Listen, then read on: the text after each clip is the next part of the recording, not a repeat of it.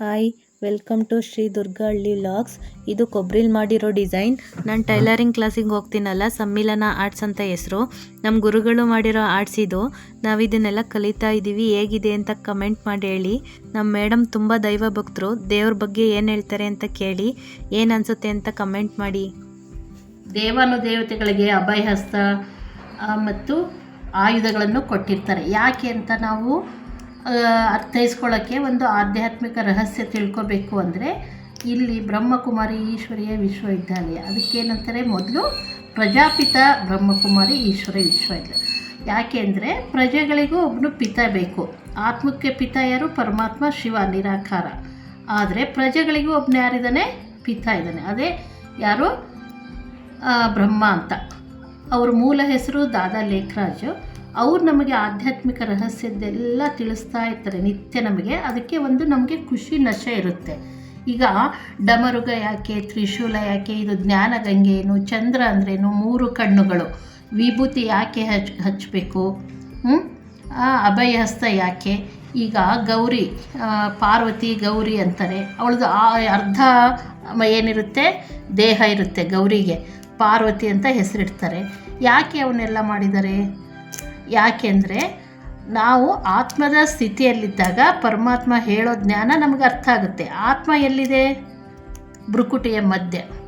ಅದಕ್ಕೆ ನಾವೇನು ಮಾಡ್ತೀವಿ? ಸ್ತ್ರೀಯರಿಗೆ ಕುಂಕುಮ. ಆತ್ಮ ಶಕ್ತಿಹೀನಾಗಿದೆ, ಅದಕ್ಕೆ ಶಕ್ತಿ ಸಿಗಲಿ ಅಂತ ತಿಲಕ ಏನು ಗಂಧ ಇಡ್ತಾರೆ. ಗಂಧ ಯಾಕೆ? ಆತ್ಮಕ್ಕೆ ಏನು ಬೇಕು? ಶಾಂತಿ ಬೇಕು ಅದಕ್ಕೆ. ಮತ್ತು ಆತ್ಮಕ್ಕೆ ವಿಭೂತಿ ಭಸ್ಮ ಹಚ್ತಾರೆ. ಯಾಕೆಂದರೆ 84 ಜನ್ಮದಲ್ಲಿ ಮಾಡಿರೋ ಪಾಪಕರ್ಮಗಳು, 84ರಲ್ಲಿ ಅರ್ಧ ಕಲ್ಪ ನಾವು ಮಾಡಿರಲ್ಲ, 21 ಜನ್ಮ. ಇನ್ನು 63 ಜನ್ಮದಲ್ಲಿ ಮಾಡಿರೋ ಪಾಪಗಳು ಭಸ್ಮ ಆಗಲಿ ಅಂತ ಏನು ಮಾಡ್ತೀವಿ? ಆತ್ಮದಲ್ಲಿ ಅದು ಏನಾಗಿರುತ್ತೆ? ಸಂಸ್ಕಾರ ಆಗಿಬಿಟ್ಟಿರುತ್ತೆ. ಅದನ್ನು ಡಿಲೀಟ್ ಮಾಡೋದು ಹೇಗೆ? ಭಗವಂತನ ಈ ಜ್ಞಾನದಿಂದ ಮಾತ್ರ. ಆ ಜ್ಞಾನಕ್ಕೇನಂತಾರೆ? ಸಹಜ ರಾಜಯೋಗ. ಕಾರ್ಯವ್ಯವಹಾರ ಮಾಡ್ತಾ ಪರಮಾತ್ಮನ ನೆನಪು ಮಾಡ್ತಾನೆ ನಾವೇನು ಮಾಡ್ಬೋದು? ನಮ್ಮ ವಿಕರ್ಮಗಳನ್ನು ವಿನಾಶ ಮಾಡ್ಕೋಬೋದು, ನಮ್ಮ ಸಮಯನ ಸಫಲ ಮಾಡ್ಕೋಬಹುದು. ಈಗ ನಾವು ಒಂದೇನಾದರೂ ವಸ್ತುಗಳನ್ನು ತಗೋಬೇಕಂದ್ರೆ ಎಷ್ಟೆಲ್ಲ ನಾವು ಶ್ರಮ ಪಡ್ತೀವಿ ಅಲ್ವಾ? ಅದು ಹೇಗಿದೆ, ಏನಿದೆ ಅಂತ. ಹಾಗೆ ನಾವು ಪೂಜೆ ಮಾಡಬೇಕಾದ್ರೂ ಯಾಕೆ ಮಾಡಬೇಕು, ಹೇಗೆ ಮಾಡಬೇಕು ಅಂತ ತಿಳ್ಕೊಂಡು ಮಾಡಿದರೆ ಅದಕ್ಕೆ ಲಾಭ ಇರುತ್ತೆ.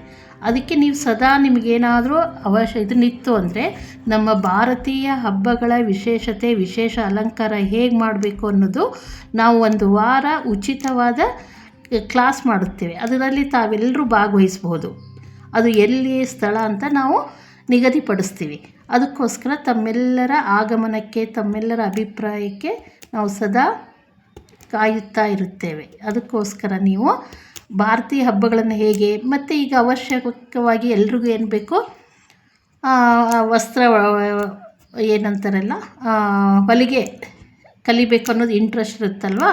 ಅವರು ಸಹ ಸಹಜವಾಗಿ ಯಾವ ರೀತಿ ಶ್ರಮ ಇಲ್ಲದೇ ಯಾವ ರೀತಿ ಕಟಿಂಗ್ ಮಾಡಬೇಕು, ಯಾವ ರೀತಿ ಸ್ಟಿಚ್ ಮಾಡಬೇಕು, ನಮ್ಮ ಕೆಲಸ ಕಾರ್ಯ ಮನೇದು ಮಾಡ್ತಾನೆ ನಾವು ಸಮಯನ ಯಾವ ರೀತಿ ಸಫಲ ಮಾಡ್ಕೋಬೇಕು, ಅದರಿಂದ ಮತ್ತು ಸ್ಥೂಲಧನ ಜ್ಞಾನಧನ ಎರಡೂ ನಮಗೆ ಅವಶ್ಯಕತೆ ಇದೆ. ನಾವು ಸ್ಥೂಲಧನದ ಹಿಂದೆ ಹೋಗ್ತಾ ಹೋಗ್ತಾ ಸೂಕ್ಷ್ಮವಾದ ನಾವೇನೋ ಮರ್ತು ಬಿಟ್ಟಿದ್ದೀವಿ ನಮ್ಮ ಜೀವನದ ರಹಸ್ಯನ.